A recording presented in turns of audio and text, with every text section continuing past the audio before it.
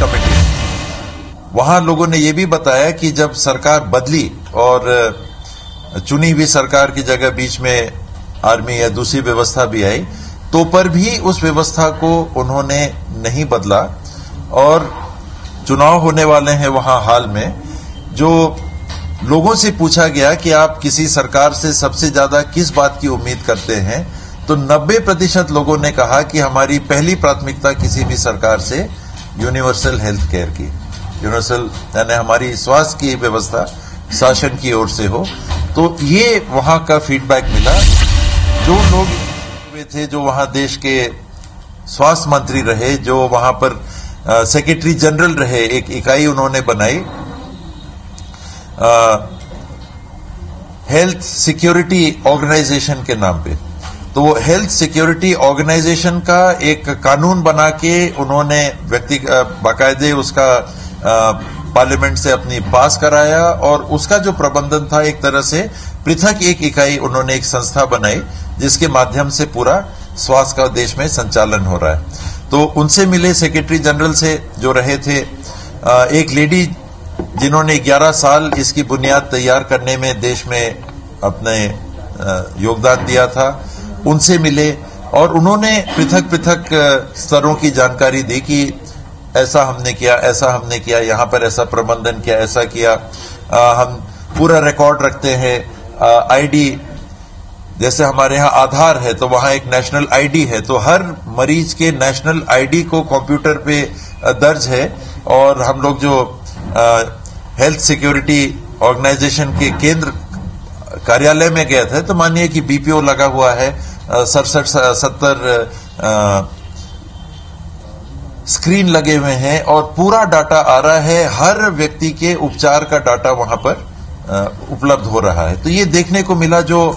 हम लोग सोच भी रहे हैं, करने की बात भी कर रहे हैं, लेकिन देखने को भी मिला कि संपूर्ण डाटा हर व्यक्ति का वहां पर एक केंद्र में, जो नेशनल हेल्थ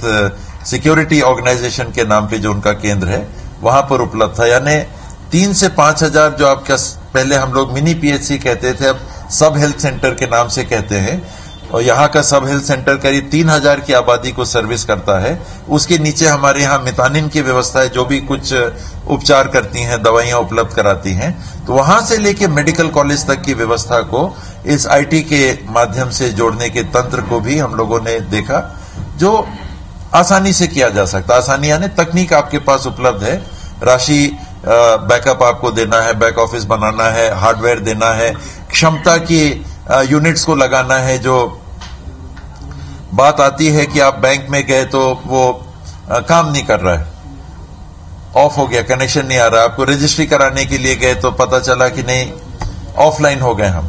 तो वो ऑफलाइन होने की बात मुझे जानकार लोगों ने जो बताया, उसका कारण केवल ये है कि जिस कैपेसिटी का आपका हार्डवेयर होना चाहिए, आपने उस कैपेसिटी का हार्डवेयर नहीं इंस्टॉल किया है। तो ये तैयारियां देखने को मिली कि वहां अगर सुचारू तरीके से हो रहा है तो यहां भी आसानी से सुचारू तरीके से, आसानी यानी प्रशासनिक या तकनीकी तौर पे आसानी से किया जा सकता है। बाकी अर्थ की व्यवस्था आपको ऐसी करनी पड़ेगी कि आप दवाई खरीद लें, उपचार करा लें, एक स्तर के आप ऑपरेशन करा लें। आपके दौरे को लेकर कौशिक जी बहुत उत्सुक थे यहाँ पर, आपको जानकारी। अब मैं क्या बताऊं, जो हम लोग के, मैं उनको उस नजर से देखता था कि हम लोग के प्रिंसिपल हैं, विधानसभा के अध्यक्ष के रूप में थे, भारतीय जनता पार्टी के स्टेट के प्रेसिडेंट के रूप में उनको देखता था, आज नेता प्रतिपक्ष के रूप में देख रहा हूं। लेकिन अगर उनका दृष्टिकोण कुछ विशेष है तो मैं क्या कह सकता हूं उसके लिए। सर, ये जो स्कीम की बात आप कर रहे हैं, वहां जो देख के आए, उसको यहाँ लागू कैसे करेंगे? क्योंकि यहाँ दवाई की व्यवस्था पर्याप्त नहीं है, भीड़ बहुत ज्यादा है अस्पतालों में, जो बेसिक स्ट्रक्चर है वो अभी यहाँ पे नहीं है, उसके लिए बजट बेसिक स्ट्रक्चर है, पूरी तरह से भरा हुआ नहीं है। आपके पास 70 से 75 हजार मितानिन है। करना यही है कि